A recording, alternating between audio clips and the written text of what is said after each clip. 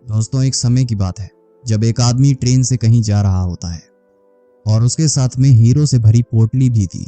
उस व्यक्ति का सफर लंबा था, जिसकी वजह से वह 2 दिन 2 रात ट्रेन में ही गुजारने वाला था। चोर की नजर उसके हीरे की पोटली पे पड़ जाती है। वह चोर जो होता है वो कहता है, मुझे कुछ भी करके इन हीरो को अपने साथ ले जाना है। वह चोर एक बहुत ही बड़ा सा बैग लाके उस आदमी के बगल बैठ जाता है और उस आदमी से जान पहचान बढ़ाने लगा, मीठी मीठी बातें करने लगा। वह जो चोर होता है वो सोचता है कि रात में जब सब लोग सो जाएंगे तो मैं आराम से अपना काम करके निकल जाऊंगा। और ये सोच के चोर अंदर ही अंदर बहुत ज्यादा खुश होता है कि मैं आज बहुत ज्यादा अमीर बनने वाला हूँ। शाम में जब 7 बज रहे थे तो चोर सो जाता है, क्योंकि उसे रात में जागना होता है और वो कोई भी रिस्क नहीं लेना चाहता था। लेकिन जब उस व्यक्ति के सोने का समय आया, जब सबके सोने का समय आया, तो जिस व्यक्ति के पास हीरे होते हैं वह व्यक्ति अपने बैग से पोटली निकाल के दूसरे व्यक्ति के बैग में रख देता है, जहां किसी को शक भी ना हो।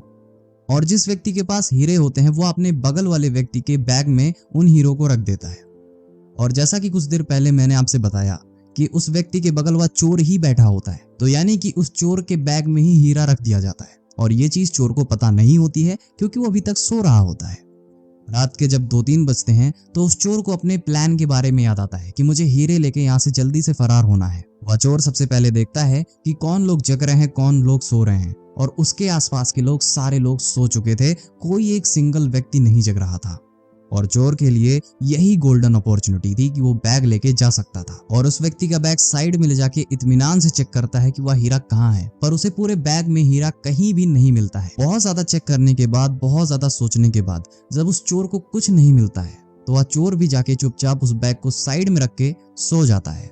और जब वह चोर सो रहा होता है तब वह व्यक्ति जागता है और चोर के बैग से हीरे की पोटली निकाल के अपने बैग में फिर से रख लेता है। फिर जब सुबह होती है तो वह चोर फिर से जागता है और फिर वह देखता है कि इस व्यक्ति के पास तो हीरे की पोटली मौजूद है, लेकिन ये पोटली मुझे क्यों नहीं मिली।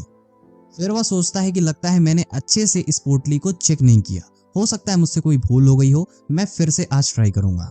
और जैसे ही शाम होती है 7 बजे ही वह चोर सो जाता है, ताकि वह रात में उठ के फिर से अपने प्लान को अंजाम दे सके। और जब चोर सो रहा होता है तो वह व्यक्ति जिसके हीरे थे वह फिर से हीरो को निकाल के चोर के बैग में डाल देता है। उसके बाद जब 2-3 बज रहे थे फिर वह चोर आता है, उस आदमी के बैग को साइड में ले जाके इत्मीनान से चेक करता है, लेकिन फिर भी उसके हाथ में कुछ भी नहीं लगता है। और बहुत ज्यादा परेशान होने के बाद वह चोर फिर से जाके चुपचाप सो जाता है, बैग को उसकी जगह पे रख के।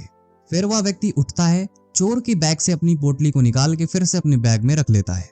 और फिर कुछ देर बाद वह चोर भी उठता है। वह देखता है कि वो जो हीरे की पोटली है वो इसके बैग में ही मौजूद है, लेकिन वह चोर सोचता है कि जब मैं बैग को चेक करता हूँ तो मुझे क्यों नहीं मिलती है। उसके बाद दोनों का स्टेशन आ जाता है। दोनों को एक ही स्टेशन पे उतरना था। दोनों जब उतरते हैं तो वह चोर उस व्यक्ति से कहता है कि मैं जिंदगी में आज के बाद कभी भी चोरी नहीं करूंगा, बस तुम मुझे इतना बता दो तुमने हीरो की पोटली रखी कहाँ थी। बस मुझे इतना बता दो कि तुम हीरो की पोटली रात में रख कहाँ देते थे और सुबह तक फिर से अपनी जगह पे आ जाती थी। फिर सामने वाला व्यक्ति कहता है कि अरे मूर्ख, तू अपना सुख दूसरों में ढूंढ रहा था। अगर तूने खुद के अंदर झांका होता तो तुझे सुख जरूर मिलता। अगर तू अपने गिरेबान में झांकता तो तुझे पता चलता कि तू चोर नहीं मालिक था। हीरो की जो पोटली थी वो रात में तेरे ही बैग में रखी जाती थी। दोस्तों, इस कहानी से हमें बहुत बड़ी सीख मिलती है। हम हमेशा अपना सुख दूसरों की तरफ ढूंढते हैं। बहुत सारे ऐसे लोग होते हैं जो अपनी खुशी दूसरों में ढूंढते हैं या उन पे निर्भर करते हैं, बल्कि सच्चाई तो ये है कि अगर आप खुद के अंदर झांकेंगे तो आपको किसी की भी जरूरत नहीं है। उम्मीद करते हैं कि आपको ये स्टोरी पसंद आई होगी। जुड़े रहिए मोटिवेशन लाइन के साथ।